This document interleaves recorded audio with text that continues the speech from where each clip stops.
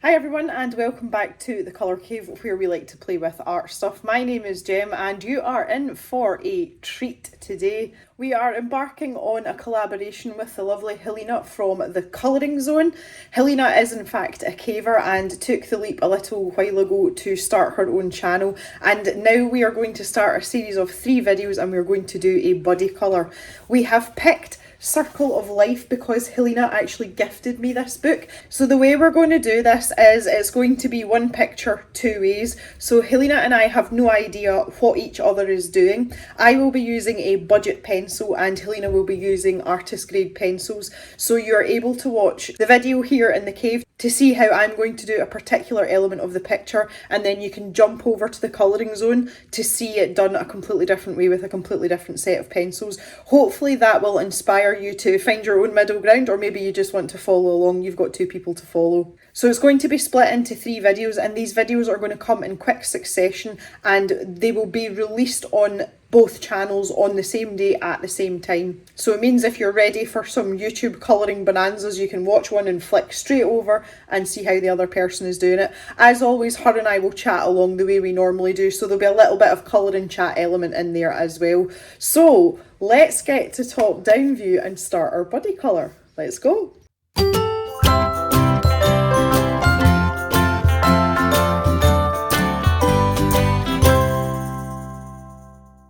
So here is the image that we are going to be colouring over the next 3 videos. This was one that Helina has picked out and I think you'll agree it's freaking adorable. So today we are going to focus on the background. Now just before we make a start, I want to talk a little bit about the Crayola pencils. As I said, that is what we're going to be using.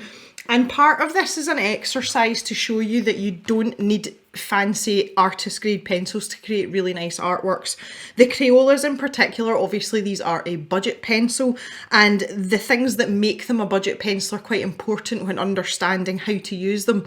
So first of all, they are not light fast. That is one of the main cost implications of getting an artist grade set of pencils. So these will fade in sunlight, and if you're wanting to create an artwork to hang on a wall, these are probably not your best choice. For what we are doing though, they're absolutely perfect because our image is going to be safely tucked away in a book. The second thing to note about Crayolas, again, that makes it more of a budget pencil, is the fact that these have a very light colour payout. Now what I mean by that is the laydown isn't rich and it isn't generous. So if I just show you here, now we're just using red, I'll just pick that one out. If I use a light hand and do one layer, you can see that it looks very pale, it looks quite washed out, and that's due to the ratio of pigment to binder in the actual core of the pencil. So in order to get the most out of these pencils, what we have to do is we have to continue to work over the top with resisting the urge to press down hard, because we need to build this up as much as possible. Now you're not going to get the same uniformity and colour spread as you would with more expensive pencils, but you can see there with just a couple of layers and a little bit of patience, that colour's starting to come out quite nicely now, and we are getting a bit more vibrancy. So that is basically going to be the aim of the game and the main technique over the course of the next 3 videos for me. If you are lucky enough to own one of the mid-range pencils, the mid-budget pencils, so things like Artesa's Castle Art pencils as well is another good one, you're going to have less work to do. If you're using something like Crayola or supermarket or stationery brand coloured pencils or children's school grade colour pencils, you may have to employ a more methodical tactic like I will be doing here. For the areas that are going to be repetitive, I will speed some of it up and I will skip over some of it when I'm not chatting so that we don't get fed up. So onto this background now. As you can see, our fox is all tightly curled up and snoozing in this beautiful wreath, and there's lots of flowers. There is a little bit of foliage, but the bulk of this donut, shall we call it, is actually flowers. Now, and for the background here, we don't have a huge amount of space. So what I've decided to do is to create a faded out green background, so it will be intense in all these little gaps and quite dark, and as we head towards the edge of the donut and out past, we're going to fade it out very gradually. So I'm starting off here. I have Beaver. I love the Crayola pencil names, it's one of my favourite things about Crayola pencils. We have Beaver, which is a brown colour obviously. We also have Olive, So if we just jump into my swatch book here, this does say the new swatch book. It's not new anymore, but I had one prior to this, so, and it fell to pieces. Here we go. Okay, Crayolas. Beaver is this colour here. Let's get zoomed in a bit so you can see what's going on. That's better. So Beaver here, this is a sort of darker brown, and it's a cooler brown as well. So picking something like that out. And just to show you, you know, like a comparison, if you see Beaver next to what they're calling a standard brown, you can see it's darker, but I say it's a little bit cooler. It's much cooler tones. Moving into the greens, the olive green. Now I may go into palm leaf, which is a yellowish green as well, but I'll let you know at the time if I decide to pick up that pencil too. In terms of sharpening, I like to use the Tagal multi sharpener because you can get different types of points on it. You can get them in varying lengths. The Crayolas are quite a hard pencil, so they can withstand having a longer, thinner point, and you can get a really pointy point on that, and that's what I've done with that. So that's what I'll be using for the duration here. Now when it comes to working around this, I kind of, in an imaginary way, I split this into quartiles. So in my mind I'm splitting it down the middle here and then across here, and then I just work a quarter at a time. Especially when you're doing something like this, there's a lot of sort of fiddly and bits that you've got to mess about with. So I like to start in the top right corner because I'm left-handed. If you're right-handed, you might want to start up here. And the idea from starting at the top is you're not putting your hand over something you've already done if you work down the way, whereas if you work up the way, your hand's going to be dragging over here, and sometimes that can leave you with like residue and it comes off on your hand. Not so much with the Crayola pencils, but some of the softer pencils. And starting in at the base, I'm going to use this olive pencil, and I'm just going to pick out these areas. Now I find with very detailed images like this that it can be quite difficult to differentiate what lines belong to what part of the drawing. So we just have to take our time and take a step back every now and then and look, and usually it becomes quite apparent what's missing and what's not missing. So I'm just using a light pressure to begin with because we are going to build this up, but I really just want to get the colour down, and this is a method that I use in most of my colouring pages, and I keep referring to it. It's almost like a roadmap or a signpost for me so that I know what colours are going where, roughly what they're going to look like, so I'm getting a feel for what's going on and kind of finding my feet with it. So this section here around the butterfly is quite a good place to start because that gives us a large area to start working in. I say remembering to resist the urge, especially if you're used to mid-price or artist grade pencils. It is very, very tempting just to press down really hard to try and get more colour, more pigment out of these, and it's not going to do you any favours. So just persevere, keep that light hand. If it helps you, you can hold your pencil much further back because that actually forces you to not press down as hard, and that's a tactic that I employed very, very quickly when I started colouring because I have grip issues with my hands and I don't always know how hard I'm pressing, but I now judge it through my wrist and my elbow, but that's just something I've learned over time. So if any of you have issues with your hands, I found it much easier to begin with while I was still learning to gauge pressure, was to hold the pencil further back if I wanted to have a lighter pressure. So in terms of how far outwards we're working, I'm just going to find a sensible place to stop here at the outer edge of this donut or wreath, and you can see here where there's a lot of line work, that's usually a good place to stop, and we will work on this section separately. We'll almost deal with it separately. So there's been lots of things happening here at the cave, not specifically in the cave, but just it's in the surrounding area in general, and I've been quite busy. I'm usually busy anyway, most of you know that. I am a busy person, but we've started our summer calving group here on the farm. So there's babies spitting out everywhere.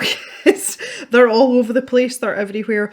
But so far so good. We are getting through them quite quickly, which is good as well. But we are having to, obviously we go out into the field of calving outside because it's the summer, it's supposed to be nice. Our weather's been terrible. But we go out and check on them periodically every couple of hours just to make sure everybody's okay and nobody's having any trouble. So there's a lot of to-ing and fro-ing, and obviously out late at night as well. So that's kind of like, it kind of disrupts your flow if you've got other things to do, like me, if you've got a job to do, then it's leaves you kind of disjointed, and you feel as if you're kind of getting pulled about in a lot of directions, and you always have this slight concern that, you know, you have to make sure everybody's okay. So that's going on just now. But we've also, Jock, my oldest collie, has just been in for some surgery, He had a slight anomaly actually. One of his mammary glands was filling up with fluid, which apparently is quite common in older female dogs that haven't been neutered, not necessarily in male dogs. So the vet advised us just to remove the entire gland, to remove the teat, just in case there was anything sinister going on. So he has had that done, and the surgery went very well, it went very quickly, and he responded quite well to pain relief and things like that. So now we are just waiting for the histology results. Obviously they wanted to test the tissue and the fluid just to make sure there's nothing more serious there, and if so, it means that we can deal with it. So he's got a big scar running down under his stomach, which it's a lot of stitches as well, but they don't seem to be bothering him, and we're a couple of days out now, so I think he's a bit more comfortable. The first night he couldn't find a place to put himself, you know, just kept sort of going, ugh, and humping and pumping about and didn't know what to do with himself, but he's settled down a bit now, and he doesn't seem to have taken an interest in his stitches either. Now when you go to our vets, they try and avoid giving you the collar of shame if they can help it, just because obviously it's more comfortable for the dog, but they do tell you that if the dog takes any interest at all in the wound, that you have to phone them and they will give you a collar or cone of shame. I love how when we put a background colour in like this, it instantly makes all the features pop out. I really like that. I find that quite satisfying when I'm colouring. I don't think there's any gaps at all here. Getting off quite lightly in this section. So aside from a little bit of extra TLC, obviously Jock is not allowed out for our normal WALK schedule just until he gets his stitches out, which will be in about a week's time from now. So he's pretty bored. He's not supposed to jump up anywhere. He's not supposed to run. So that's like telling a collie not to breathe. Older or not, Jock's 10. He still likes to run about a lot. No tennis balls, no tuggy toys. So I've ordered him some edible chews he is a chewer, he likes to chew. So we've got some of those on the way just to keep him occupied, because unfortunately as well, because of that, it kind of affects Pip as well, our younger collie. She's full of beans all the time, but the two of them like to play with the tug toys between them. So Pip is now being deprived of that as well because he's not allowed. So I'm having to occupy her as well, but I'm walking her separately. She can still, I said the W word, shh. She's still getting to go out with her tennis ball, and she keeps looking round for him right enough as if to say, why is he not here? It's in the house when we're not doing our thing outside. It is affecting her a little bit. Okay, so there's the first section there. That's looking quite nice. Now the idea here is to get it as dark as we can right in beside our foxy friend here, and that's so that we've got nice contrast when we do these petals and leaves that are in amongst here. We want them to stand out, so if we want to use bright and vibrant colours for them, we want our background to have a much darker tone to it, so that it pushes the leaves and the petals forward. So that's what I've employed the beaver for. Now I get myself a nice pointy point here. Again, there's quite a lot of detail in this part, so we want to be able to get into all these little tight spaces. And I'm just putting a very light layer of that down, and this is going to give us, when you're layering these pencils up like this, it's going to give us a sort of like a khaki colour. So I'm just going to alternate now between the olive and the beaver in each section, just to darken that down. So you can see the difference between this little section here and the ones beside it, and that's what we're aiming for. So already, just by using these pencils, I find alternating and doing 2 layers of each on top of the initial base colour that we've put down, I think that's about where I would like it to be. Now this is going to become a little bit more apparent when we move into these larger sections here. We're going to talk a little bit more about fading out the colour and getting a bit of a blend. Okay, so when we talk about this section here and we think about the donut as a whole, we think about graduating from this dark khaki colour that we've created out to this olive. So we want to fade this out the further away from the centre of the donut that we get. Really, I'm thinking maybe just above the body of the butterfly would be a good place, because that's about halfway between this centre part here and the outer part. So again, if you think about drawing an imaginary line halfway between the inside and the outside edge, that's roughly where we want that transition to be. So here is a good place to show you that, just as I say, because we've got a bit more space. So if we take this part here, of the butterfly, and this little canal here. This is probably the smallest section for me to show you, but never mind. So I've put down the beaver, and as I've headed out towards that edge there, I've used less and less pencil and really let up in the pressure so that the pencil's hardly tickling the paper. And then with the olive, I'm going to keep a much more steady pressure because I'm going to blend this out. And again, just alternating like we were doing before, but just really pulling up on that beaver colour as we head out towards the outside edge. Okay, so that's quite gradual. Again, it'll be more apparent on this side. So oh, I've missed a couple of bits here. See, this is what happens with these types of images. Keep finding things. So something that I'm quite excited about and looking forward to is at the end of July, I have my friend coming to stay with me. I have had a lot of visitors over the last sort of 2 months, and I got to a point where I was like kind of socialised out. I'm not the most sociable of people. I don't really like people apart from the select few. But even at that, I just felt like I was mentally exhausted from everyone coming and staying and sort of playing host. But the person that is coming to see me at the end of July is my best friend from home, which home being where I am from originally in Ayrshire, and I don't get to see her very often. So she is coming up to stay, and she has not been to visit us here in the new cave. She'd visited a couple of times at the old cave, but she hasn't actually been, so it's quite exciting that she's managed to get time off. I have seen her when I've gone home. Every time I go back home to see my parents, I always make a point of catching up with her, but it's really nice that she's coming here, so I'm quite excited. We are both chronic bookworms. We both read a lot, and it's one of the things that, you know, we found common ground with quite quickly. And our bookstore in our nearest city, which is Dundee, they have a really nice Waterstones, and it's got quite a lot of character about it, and my friend's going to absolutely love it. And the coffee's really good in the little coffee shop, which is upstairs. So when you're sitting having your coffee, you can look over the balcony and watch everyone browsing books and everything and just do a bit of people watching. It's one of my favourite things to do. I love it in there. So that's going to be like our excursion when she comes up, and you can guarantee that our bank balances are going to be very, very, very poor after that happens. That's going to be a hefty day for the bank accounts, but that's kind of half the fun. So, right, and we're definitely like we're enablers, we're mutual enablers. So I'm really, really looking forward to that. Okay, so in this section here, I've now got to decide how far up I want to take my beaver. So to about here. So we'll just work this section like we've been doing, and then when we come in here, I'll just start to fade that out. So use less and less. So I don't actually have I actually haven't been reading a huge amount over the last, I would say, year. I've had so much work on with my proper job, and I talked a wee bit about this before. I'm just getting more and more work piled on me. People at work are dropping like flies for various reasons. Between sickness and having babies seems to be a popular thing just now as well. There must have been something in the water in the office when they went back after lockdown, because there's a lot of people pregnant at the same time. So I've been picking up, I'm not doing everyone's job for them, it's not like that, but I'm picking up a lot of slack and trying to help people out as much as possible. So I'm working way more hours than I used to in my proper job.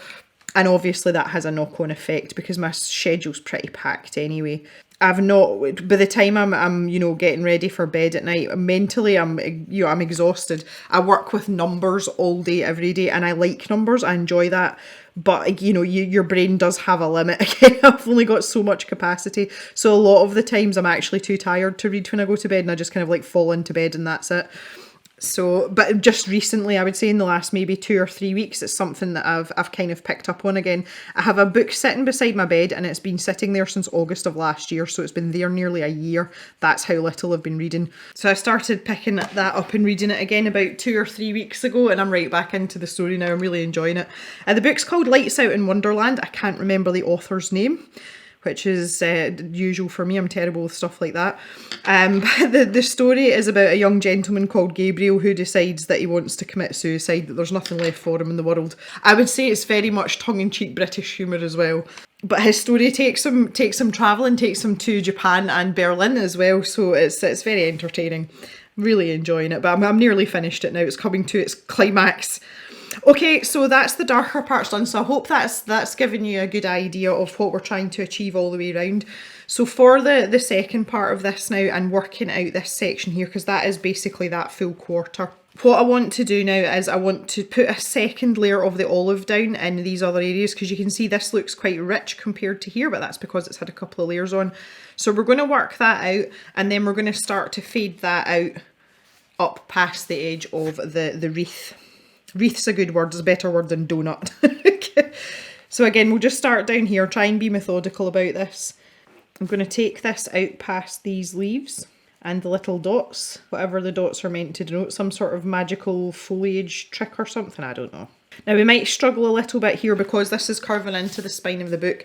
Don't get too caught up on that, it's not worth agonising over it, it's just one of those things if you're working in a book.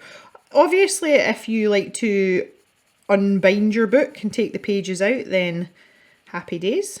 So I'm back to the pressure that I was using on that very first base layer, so you can see the colour's really pale there, and that's absolutely fine. Past here again, so I'm not gonna agonise too much over the part in at the spine. There's only so much you can do there, and it does make your pencil strokes quite inconsistent as well because of the way the page is taut as it comes out. So again, don't worry too much about that. It's not going to detract from your actual page. And I'm just going to turn this slightly just so it's a bit easier on my elbow. That was the next thing I was going to talk about as well. The ongoing saga of my elbow is it's not great. It's not great. With the magic of editing, you will not notice in this video, but I'm actually only colouring for about 10 minutes at a time, and then I'm having to stop and take a rest for half an hour. The symptoms that I've got is almost like carpal tunnel-y down the outside of my arm and like my forearm, but my actual elbow joint, basically it tweaks, it twinges, it burns depending on how I twist my hand and make up fit, you know, how I grip. And it is very, very painful, and it just catches you when you're least expecting it. But even resting my elbow on things, like I can feel it then, you know, if I was just to rest my elbow on the table, it's kind of awkward because it's my dominant hand, and I think I've just overworked my arm. I say, but a combination of drawing and painting, working at a desk and helping outside with the cows and things, I think I've maybe just taken it too far. So I have a doctor's appointment coming up, and I'm seeing a physio just now as well, and the physio has said, you know, you really want to try and see if you can rest it and manipulate it in such a way. So she's given me exercises to do and see if that helps to free it off, because going to the doctor, you're then into painkillers and scans and one thing and another, you know, it might be something a bit more serious. So I have exercises to do with a tennis ball, which is handy because we have a lot of those in our house, and I've got to do those twice a day. And there's certain positions of like manipulating your wrist and putting pressure on your wrist and various things, all very gently, of course, to try and ease off anything that's strained, or because she did say to me the muscles round that actually like attach around your actual like elbow, she said they're very, very tight. So yeah, that's fun. Super fun. So the annoying thing about the elbow thing is that I forget sometimes, because there's so many things you just do automatically, like with your dominant hand, like stupid things like turning a doorknob. You know, you're going to reach out with your dominant hand and twist a doorknob, and we stay in an old house, and most of them are the old-fashioned round knobs, so you do have to twist. And I can be minding my own business walking through the house and doing that, and all of a sudden one particular doorknob I twist, and it just sends this like searing pain all the way up to my elbow, and you're like, oh no, I forgot about it. So it's actually quite frustrating, apart from the fact it's painful. And I get annoyed with myself for forgetting. Like, how can you forget something that puts you in, you know, so much pain so quickly? And my pain threshold's fairly good. I've had a lot of farm injuries and things, and I'm generally okay with stuff like that, but I think it's just because it catches you off guard. It's so unexpected. You're like, oh geez. So obviously this is a buddy colour with Helina, and right now I have no clue as to what it is she's actually doing with her picture, so I'm really curious to find out what she's up to as well, and I think it's going to be really nice to see them after they're finished. As one of the things I love about colouring is the fact that you can give two people the same set of pencils and the same picture and they can turn out completely differently. I really, really like that about it. Okay, so now to start working on our outer edge here, and I think I'm going to go for the palm green as suggested. I beg your pardon, palm leaf, not palm green, palm leaf. So a very yellowish green. The colour that this puts me in mind of, if anyone's familiar with the Prismacolor pencils, is chartreuse. It's like a sort of lighter version of chartreuse. So if that gives you a better gauge to go by, then all means go for it. Okay, so with the palm leaf now, using the side of the pencil, I'm just going to start a slightly overlapping where we were with the olive, and just in these sort of circular motions, because we want this to be really subtle, like really subtle. I'm pressing down with my other hand on the paper just to flatten this out as much as possible to minimise these scribble lines. And I'll just try and take that in there as much as I can. Again, as I said before, not gonna agonise over it in there. So we're just finished. Really what we're doing with this is we're just taking away the white of the paper, really. So again, I'm going to start in this section down the bottom here and just work my way around. I just stopped at the edge of the butterfly there. That just seemed like a good place to stop just to do the first part.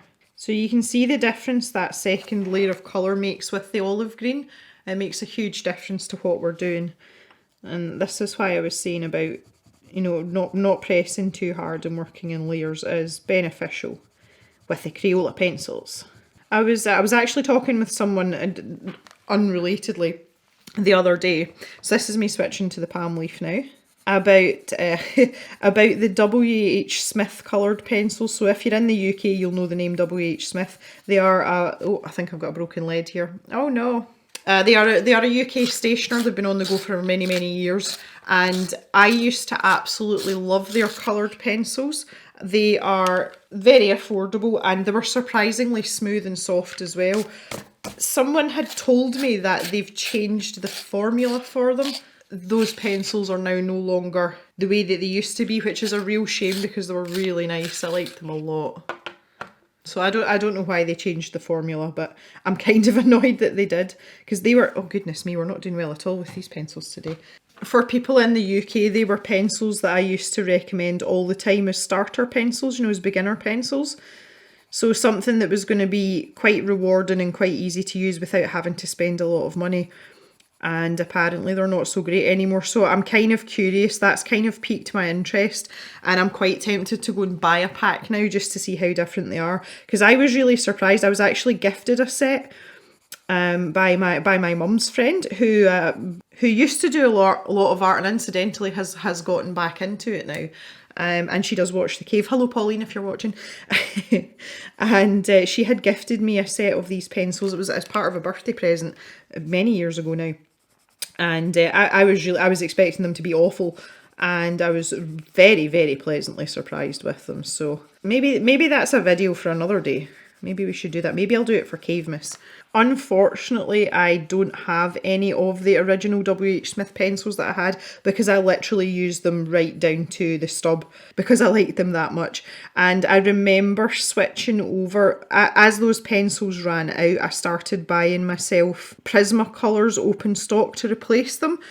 And the first time I used a Prismacolor pencil, I was like, what is this? I don't like this at all. And had to look up a lot of YouTube videos, did a lot of Googling, and people are like, if you don't understand how they work to begin with, don't panic. And it's so true, they're a completely different beast. So that was actually, that was a point where I thought to myself, oh no, I don't know if I want to do this anymore. If all expensive pencils are like this, I don't want them. I want my W.H. Smith pencils back. But I'm glad I persevered, and obviously Prismacolors and I are good friends now. So I'm just taking my time and I'm gauging this by eye. I'm not using a specific formula here, but just to gauge where I need more of the palm leaf and more of the olive, just to create that nice transition. And it's actually quite nice to be able to test this out in at the spine because it's the least noticeable part of the picture. So if you're even a wee bit unsure, that's a good place to start. So I'll just get this olive down and round. I'm not entirely convinced that some of that in there shouldn't be olive, but it's very, very tight and complicated in there, so I'll give it a pass for now. And when we put the palm leaf down on top of the olive, it's given us this really nice colour. It's quite rich, I quite like it. Just going in circular motions here. So with the palm leaf pencil as well, because I'm blending these colours together, I'm not keeping a really sharp point on it. I'm just letting that point wear down to give us a bit of a softer transition. So this is just a case of working methodically now. And to be fair, like there's no shortcut for this. We just have to take our time, be patient, and get around all these little edges. Making sure that this midsection, so the part that's mostly olive, as in it's not overlapping with the beaver or the palm leaf, we just have to make sure that the colour is as uniform as possible there. And again, I find that taking a break and stepping away is really helpful for that, because sometimes when you're in it, you can't see the wood for the trees, so to speak. Or in this case, you can't see the white for the petals. So it does good just to take a break, chill out a bit, and then come back with fresh eyes later on. I have to say as well, the paper in this book is taking the Prismacolors, because I was talking about them earlier. The paper in this book is taking the Crayola pencils really well. I have found though that Crayolas behave reasonably well on most papers, though they're just that type of pencil, so that's helpful too. Okay, so back to the olive here, because we've got nothing on the paper at all here. I'll bring this up. So this is almost like being back to the beginning here. This is just our base layer, which we'll bring up round because we want this to marry up with this section now. So again, we're quite tight for space up on this top edge, so I'm taking the olive to just outside the edge of the artwork there, and it doesn't have to be uniform, you see, because we're kind of making a transition there, and there's only so much you can do when you're limited with space, so that's just what we'll do. So again, we're going to go back to the palm leaf now, and we're just going to continue this on. Now this should be a little bit easier here because we don't have the fold of the book, you know, the spine to worry about. So we should be able to get this a little bit smoother. The other thing that I was going to say as well is don't obsess, especially if you are using a budget pencil. They tend to be drier and they tend to not lay down as much pigment. Don't obsess about trying to get this, you know, absolutely smooth as glass, because number one, it's pencil. Pencil is textured by nature.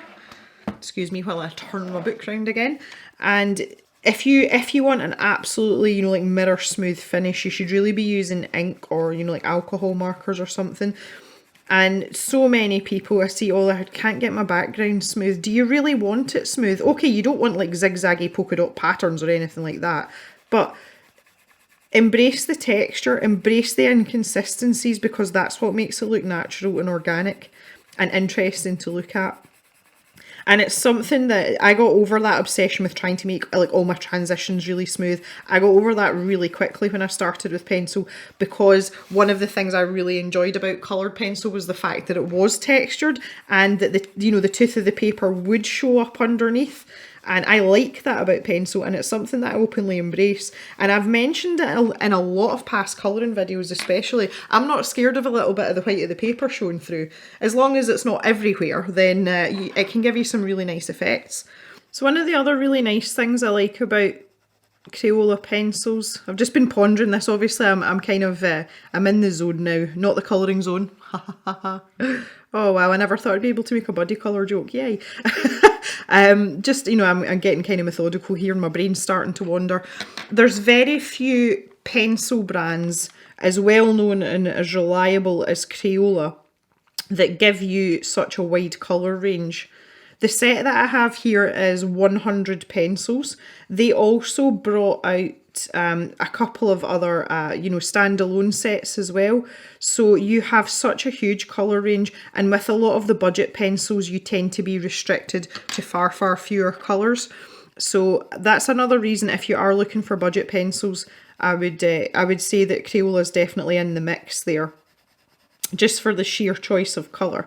And as we've demonstrated down here, we can mix them to create other colours. We've managed to make that nice deep khaki colour with just 2 pencils. So, you know, they get a lot of stick, and I think you have to realise, you know, Crayolas are what they are. They're designed to be kids' pencils, but that's not to say that they can't be used and that they aren't worth it.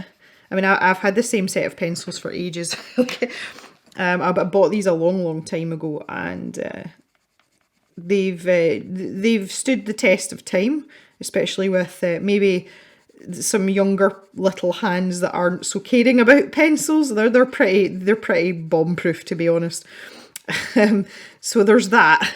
Would I like to use them all the time? Obviously the answer is no, because I think my carpal tunnel stroke elbow position would probably be permanent. I'd have repetitive strain injury from using these all the time. Obviously in a professional capacity they're no use either because of the light fastness, but for things like this, or if you're maybe not a colouring fanatic, you're an occasional colourist, perhaps, you know, you pick up an odd, you know, PDF or whatever from Etsy, or, you know, maybe even like one of the Colour in Heaven magazines, something like that. There's absolutely nothing wrong with having a set of these, and they'll give you everything you need.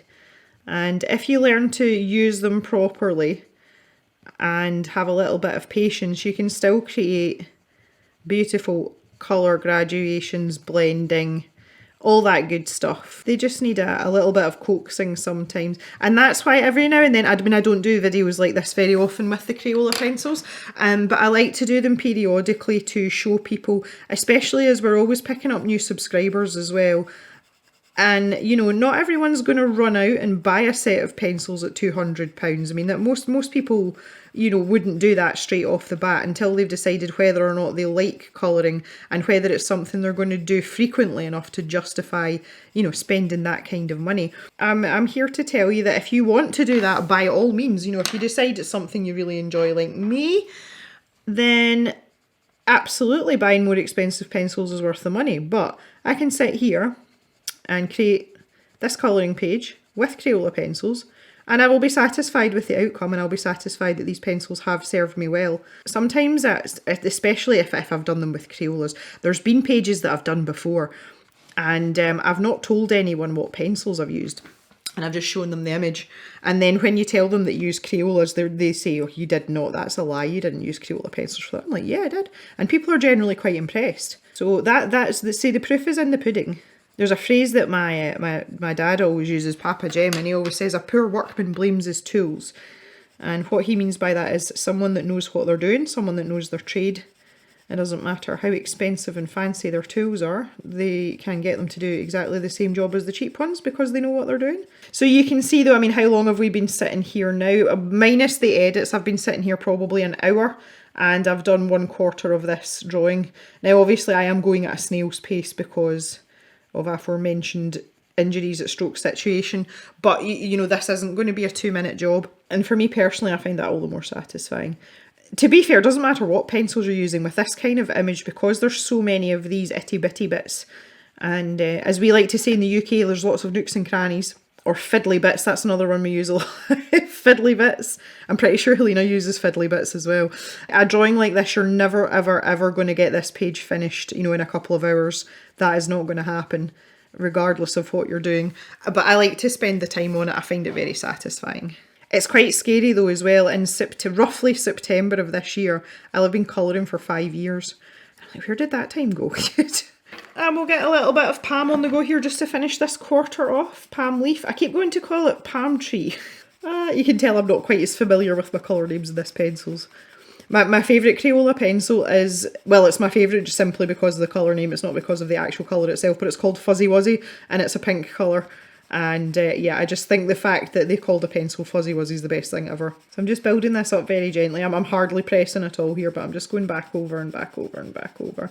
Getting that kind of yellowish tint in eventually. Right, there is the first 1/4, and you can see that that's coming along quite nicely. I am going to continue on in exactly the same way that I've done this 1/4.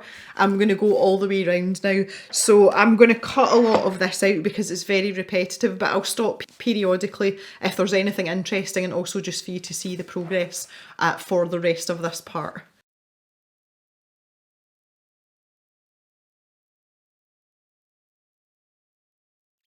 Did you eat all your dinner up too? Oh, you clever boy. Is that good? Oh, pardon you. Did you just come up to burp in my face? That's lovely.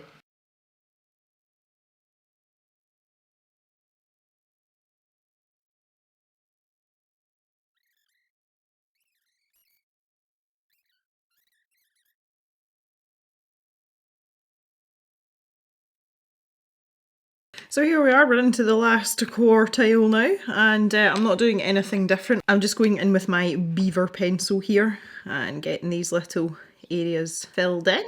So in the interim, obviously I've been taking breaks as I've been doing this just because of my elbow, and I've actually been on the phone to my internet service provider, and some of you would have witnessed the live stream a little while back there, our Friday night live stream, and it didn't go very well because my internet connection was painfully slow. So the problem is, and well, the problem was now hopefully, that my download speeds are pretty good. Now bearing in mind I'm in a rural area in Scotland, so we don't have any fibre optic broadband, none of this super fast broadband. We have to deal with what we've got, and through the government about a year ago we actually got a grant to try and improve our signal just by other means. So we basically have it's actually a mobile, it goes off of the mobile phone masts, which is currently 4G for us but will be going to 5G eventually. And it's basically just a big beefed up version of the little hubs that you can get from your mobile phone provider. So it's like one of those on steroids, and it runs off the commercial masts because it's a business contract. So the problem was my download speed was absolutely fine. There was nothing wrong with it. I was getting about 25 megabits per second. Now for us here, if we do it through a standard, like through our phone company, you know, landline, you're lucky if you get speeds of 3 or 4 meg. That's how bad it is, because we're really far out. We're really far from the exchange. It's no use whatsoever.